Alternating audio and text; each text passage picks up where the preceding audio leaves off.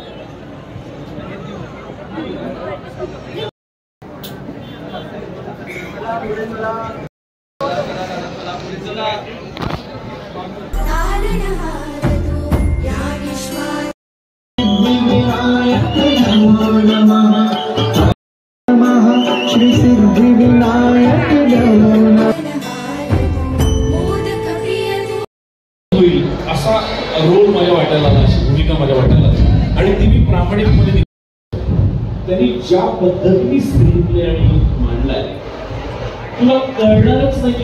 पटकथेची कथेची